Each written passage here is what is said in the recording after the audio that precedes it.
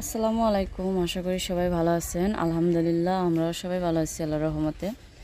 তো আজকে হচ্ছে প্রতিদিনের মতো নতুন আরেকটা ভিডিও নিয়ে আসলাম। আর আজকের ভিডিওটা কিন্তু একদমই শুরু থেকেই আলাদা। আলহামদুলিল্লাহ এখানে হচ্ছে আমরা সকাল সকাল বের হয়েছিলাম, বরিশাল গেছিলাম আমরা।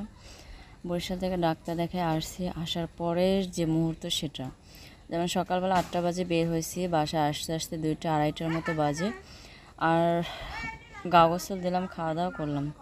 আব্বা শুয়ে রয়েছে এখানে, সাফওয়ান, সাইমন, ওরা যে কী দুষ্টামি করতেছে আব্বার সাথে, ভাবলাম একটু আপনাদের সাথে শেয়ার করি। আর আব্বার শরীরটা খুব বেশি খারাপ হয়ে গেছিলো, কারণ অনেকটা সময় আমরা বরিশালে হাঁটাহাঁটি দৌড়াদৌড়ি এখান থেকে ওইখানে, মেডিসিনের গন্ধ, নানান রকমের রোগী দেখে খুব ক্লান্ত হয়ে গেছিলাম।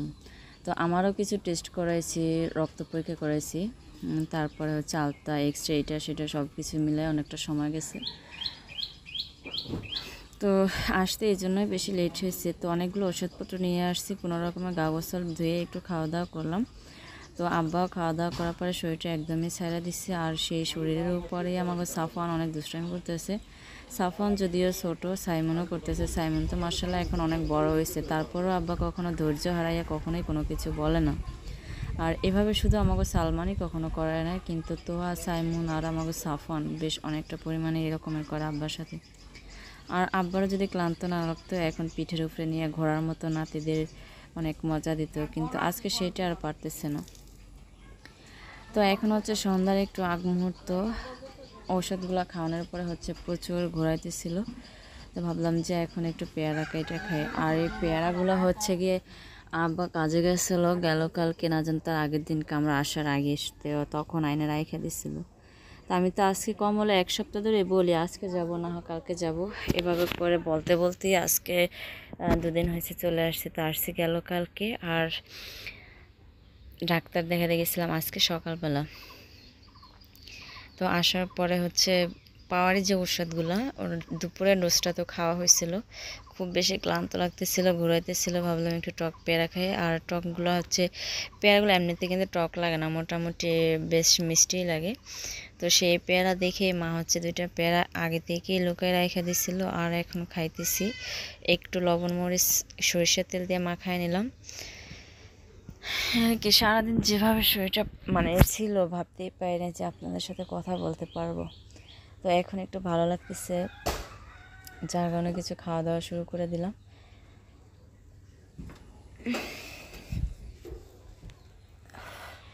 একভাবে বসে থাকলে খুব বেশি ব্যথা হয়ে যায়, শরীরটা ভার হয়ে যায়, এই জন্য বারবার নড়াচড়া দিতে হয়। তো আজকে হচ্ছে গিয়ে এভাবেই সময় পার করলাম। আসার পরে দেখি মেজো ভাই, ভাইয়ের বউ, তো ওরা কেউই বাড়িতে নাই, ওরা বেড়াইতে গেছে। তো পুরো ঘরটাই একদমই খালি, রিয়ন, সজীব ওরাও তেমন বাসা থাকে না, শিফাত, সাইমন ওরাও হচ্ছে বেড়া মানুষ, ওরাও এদিকে ওদিকেই থাকে, টাইম টু টাইম একটু আসে। তো রাজীবা আসছে সন্ধ্যার পরে, আইসা দেখে যে আমরা এখানেই আছি। ওরা শুনছে এমনি ফোনে যে আমরা আসছি, সেটা আর দেখে না। ও কাজে থেকে আসছে সবার সাথে দেখা করার জন্য, আবার খাওয়া দাওয়া করে চলে যেত, কিন্তু আমাদের দেখে এখন আর যাবে না, বলতেছে এভাবে সময়টা পার না করে একটু খিচুড়ি রান্না করি, খাওয়া দাওয়া করি। তো বাইরে বৃষ্টি হইতেছে, আর বৃষ্টির সময় কিন্তু এমনিতেও খিচুড়ি অনেক বেশি ভালো লাগে। যদি ভর্তা বা ডিম ভাজা থাকে তাহলে আরও একটু বেশি ভালো লাগে। তো ভর্তা করার মতো কেউই নাই এখন, মাও ওইভাবে করে বসতে পারে না, আমিও পারি না, ভর্তা করবো না, শুধু খিচুড়ি রান্না করে ডিম ভাজুন নে খামনে। তো আমার রাতের খাবারটা কিন্তু একদমই না করে দিচ্ছে। রাতে প্রয়োজনে ছোট একটা বনরুটি বা একটা আটা রুটি, এটা যথেষ্ট। একটার বেশি আরও যদি আধগান খাই তাহলে সেটা আমার জন্য ক্ষতিকর। রাতে একদম না খাইয়ে থাকতে পারলেই ভালো হতো। তারপরে বলছে যেহেতু অনেকগুলো মেডিসিন খেতে হবে, তো এই জন্য হালকা, একদম হালকা খাবার খাবেন, রাতে কোনো সময় ভারী খাবার খাবেন না, আর পেট ভরে কখনোই খাবেন না। অন্ততপক্ষে যে কদিন মেডিসিনগুলো থাকবে ততদিন এভাবেই চলতে হবে। তো আমার এই জন্য বেশি চিন্তা নাই। তো ভাইয়ের কাছে বসে রয়েছি, গল্প করতেছি, ডাক্তারে কি বললো কি না বললো সেগুলো নিয়ে কথা বলতেছি। আর আসছে অনেকদিন পরে, সালমানের কথা, ওর আব্বুর কথা জিজ্ঞেস করলো। আমি আবার তোহা হিরাগোর কথা জিজ্ঞেস করলাম কবে কি আসবে, কই কাজ করে কি না করে, সেসব কিছু আলোচনা করতে করতেই কিন্তু আলহামদুলিল্লাহ ওর খিচুড়িটা বসায় দিছে। আর ও হচ্ছে রান্না করতে অনেক বেশি পছন্দ করে, যে কোনো কাজই ও আমাদের সাথে করে। আর এই জিনিসটা আমার কাছে খুব বেশি ভালো লাগে। আর আমরা হচ্ছে সমবয়সী, মাত্র 3 থেকে 4 বছরের ছোট বড় হতে পারি আমরা, এর বেশি হবে না, হয়তো কম হতে পারে। তো সব কিছু মিলায় ও হচ্ছে মুগ ডালটা আর আলুটা আগে একটু সিদ্ধ করে নিছে। তারপর হচ্ছে পোলাওর চাল দিয়ে খিচুড়িটা রান্না করতেছে। ওদিকে মা পেঁয়াজ কাঁচামরিচ কাইটা সুন্দর করে 3টা ডিম সুন্দরভাবে ভাজে না, এখন পর্যন্ত মাখায় রাইখা দিচ্ছে। পরে ভাইজে নিল, যখন খিচুড়ি রান্না করা শেষ হয়ে যাবে, খাবে যখন তখন। আর সাথে তো দেশি যে কাগজি লেবুটা হয়, ওই লেবু তো আছে, পেঁয়াজ কাটা আছে। হ্যাঁ, কি সাফওয়ান দুষ্টামি করতেছে, অনেক বেশি ক্লান্ত ছিলাম, আসার পরে প্রচুর ঘোরাইতেছিল, আর পাওয়ারি ওষুধগুলো খাওয়ার পরেও বেশি ঘোরাইতেছিল। একটা না বসে থাকলেও ভালো লাগে না, একটু হাঁটাহাঁটি করলেও অতটা বেশি তাও ভালো লাগে না। এভাবেই পার করতেছে আজকে কতটা দিন ধরে, আমার কাছে কিয়ামতের মতো লাগতেছে। যাই হোক, সমস্যা নাই, আল্লাহ তাআলা রোগ বালা মুসিবত দিচ্ছে, আবার আল্লাহই মাফ করবে। প্রয়োজনে আপনারা একটু সবাই দোয়া করবেন যাতে খুব তাড়াতাড়ি একটু সুস্থ হয়ে যায়, কারণ বর্ষাকাল, রোডঘাট একটু পিছলা থাকে, হাঁটতে একটু কষ্ট হয়, ছোট একটা বাচ্চা আছে সাথে, সব কিছু মিলাই একটা কষ্টের ভিতরে এই দিনগুলো কাটতেছে। এখানে হচ্ছে পরের দিনকার সকালবেলা, মা সকাল নাই এখন আর, কমলা 10টা বাজে, মা হচ্ছে এখানে আদা থানতুনি পাতা কুচাইছে, এখানে আলু কাইটা নিচ্ছে ছোট ছোট করে, তারপরে পাটায় আবার শিলপাটার ভিতরে অ্যাঙ্কর ডাল আর মসুরি ডাল সুন্দর করে বাইটা নিতেছে বড়া ভাজার জন্য। তো মাও তো অসুস্থ, হাঁটুতে অনেক সমস্যা, আর সেই সমস্যার কারণে সে হচ্ছে সুন্দরভাবে বসে বাটতে পারে না। তো প্রায় এভাবে করে যত বাটাবাটি হয় সব এভাবে ঢালা বিছনা করে নিচে সুন্দরভাবে ছালা বা পাটি বিছিয়ে ওইটার উপরে পাটা রাইখা সুন্দরভাবে লেটকা দিয়ে বসলে মা অনেক কাজই করতে পারে। সেই কাজগুলো আবার উপরে রাইখা করতে পারে না, মা হচ্ছে ওইভাবে করে হাঁটুতে ভাজতে বসতে পারে না। তাই এখানে সাফওয়ান একটু দুষ্টামি করে কান্নাকাটি করে, তাই ওরা কিছু চানাচুর দিয়ে বসাই দিলাম, খাইতেছে। সাফওয়ান আর আব্বা ওর সাথে দুষ্টামি করতেছে, ওর কাছে চাইতেছে, আরও একটু একটু করে দিতেছে, সেটা নিয়ে ওরা অনেক হাসাহাসি মজা করতেছে। তো মা গুছাই গাছাই দিচ্ছে, আর আমি একটু রান্নাটা বসাই দিই। মা হচ্ছে আজকে খই ভাজবে, আর আমরা আসার আগেই, এ বাড়িতে আসার আগেই মা 2-3 দিন আগে খইয়ের ধানগুলো এগুলো আমরা খেতে পাইছিলাম, সে খইয়ের ধানগুলো সুন্দর করে নিচে বিছায় রাখছিল যাতে একটু ঠান্ডা হয়। আসলে খইয়ের ধানটা এভাবে করেই রাখতে হয়, যতটা নরম হবে অতটা খই ফুটে ভালো। তো এই খই অন্যান্য দেশে কি বলে বা অন্যান্য দেশে সব খায় কিনা সেটা আমরা জানি না, তবে আমাদের বরিশালে কিন্তু এটা অনেক বেশি চলে, অনেক বেশি বিখ্যাত। মা সব কিছু গুছাই দিচ্ছে, আমি একটু কষ্ট করে হলেও রান্নাটা করি, কারণ আমি কিন্তু ওই রকমের অসুস্থ না, এমনি যে সবসময় ব্যথা থাকে তাও না, মাঝে মাঝে ব্যথা হয়। এই যে এখন বসে আছি না, যখন উঠবো না হঠাৎ করে মনে হচ্ছে যে না আমার এই পায়ের রগগুলো ছিঁড়ে যাবে সেই রকমের। তো সেখান থেকেই আর কি খুব সাবধানের সাথে কাজ করি, আর ওইভাবেই কাজ করার চেষ্টা করি সব সময়, যার কারণে এখনও ভালো আছি, কি বলবো আর। তো এখানে একটা একটা করে রান্না করতেছি, মা পাশের চুলায় আবার এক চুলায় জ্বালায় ওইটার ভিতরে খই ভাজতেছে, আর আমি একটা একটা করে রান্না করতেছি। এখানে কাঁঠালের বিচি, আলু আর চিংড়ি মাছ দিয়ে রান্না করতেছি, পাতা শাক দিয়ে আমি ডাল বাইটা দিচ্ছি, মা ওইটা একটু বড়া বানাই দিব, আর হচ্ছে মুরগির ডিম ওগুলো ভুনা করবো আলু দিয়ে।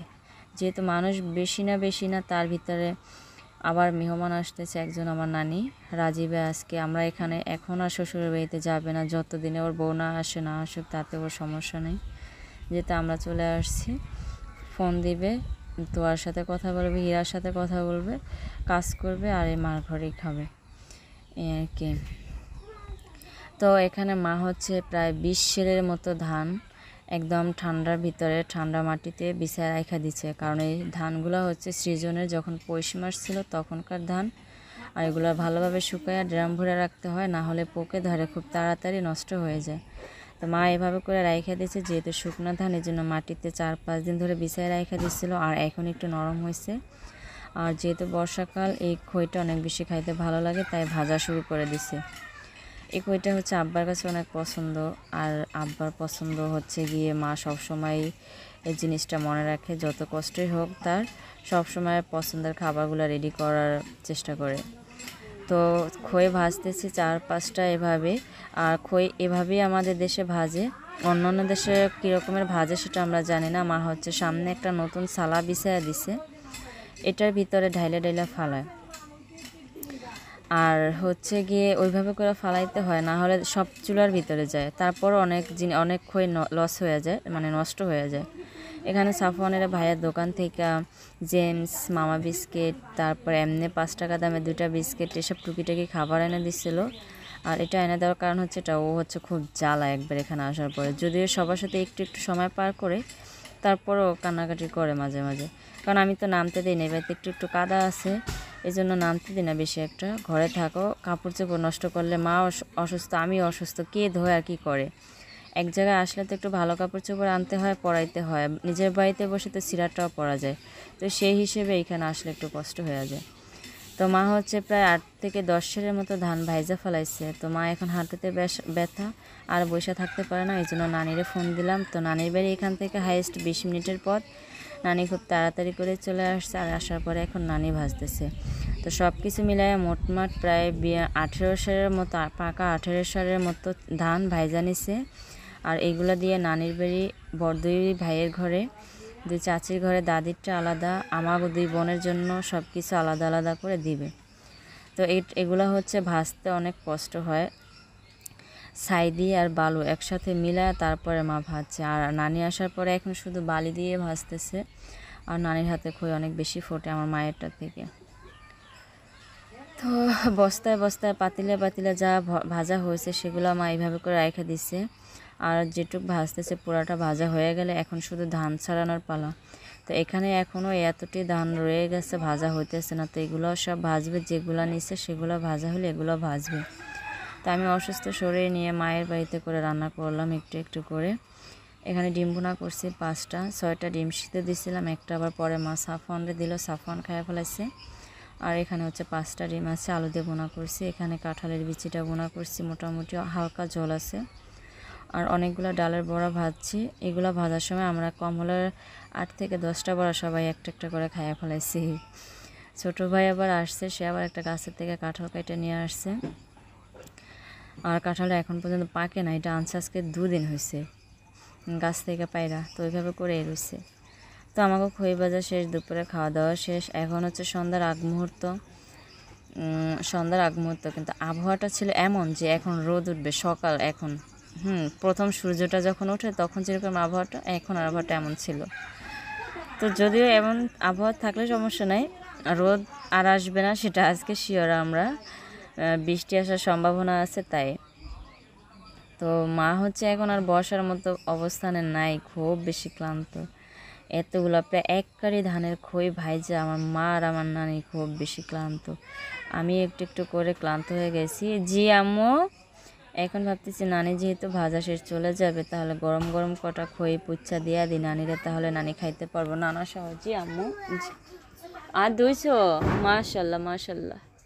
উঠতে পারবা খাটে? ওঠো তাহলে। আমি আসলে এই সময়টা খাটের উপরে শুয়ে রয়েছিলাম, একটা কাঁথা দিয়ে, বাইরে ফোটা ফোটা বৃষ্টি পড়তেছিল। সাফওয়ান মার কাছে ছিল, ও আসছে এখনই। আমি হাত ধুইছি বলতেছে। তো আমি এই চালনটার ভিতরে করে জি এগুলো পুষতেছি। আর এগুলো হচ্ছে কি এই খইগুলো এই চালনে করেই পুষে, এটা হচ্ছে আলাদা একটা। উঠবা? ওঠো তাহলে। উঠে আম্মু উঠি, আম্মু উঠি। মোসো, পানি মুছে আসো, যাও মামির ওইটা দিয়ে মোসো। তো আমি খুব সাবধানে আর খুব সতর্কতার সাথে এভাবে করে খইগুলো পুষতেছি। আর ভাবতেছি মাঝি মিলে আজকেই এগুলো শেষ করবো পোষা, কারণ এগুলো হচ্ছে গিয়ে খুব নরম আর হালকা খাবার, বাতাস লাগলে এগুলো পোতাইয়া যায়। তো সুন্দরভাবে গরম থাকতে এগুলো ধানগুলো ছাড়াইতে হবে। ধানগুলো ছাড়ানোর পরে কিন্তু বেশ এটারে বস্তা বা পলিথিনে করে সুন্দর করে তারপরে রাখতে হবে। আর এটা হচ্ছে একদমই একটা যে আমরা এখানে না হাওয়াই মিঠাই জাস্ট ওইরকম, এটাতে কোনো পেট ভরে না, শুধু চাহিদা মিটাবে, আপনার স্বাদ মিটে যাবে কিন্তু পেট ভরবে না। আর এটা কিন্তু আম, কাঁঠাল, দুধ, চিনি, চা সব কিছুর সাথে খাওয়া যায়। আলহামদুলিল্লাহ খুব বেশি ভালো লাগে। সাফান তুমি খই খাও? খই খাও? আচ্ছা, ভালো লাগে। আচ্ছা আচ্ছা, তো সবাই ভালো থাকবেন, দোয়া করবেন যাতে খুব তাড়াতাড়ি সুস্থ হয়ে আবার যেন বাড়িতে চলে যেতে পারি। আম্মু, আমরা দোয়া করি আপনাদের জন্য, আল্লাহ যেন সবাইকে ভালো রাখে, সুস্থ রাখে। আর খইগুলো কিন্তু অনেক বেশি মচমচা, খাইতে অনেক বেশি ভালো লাগতেছে, আর আমরা খাইতে পারছি। সবাই ভালো থাকবেন, আল্লাহ হাফেজ।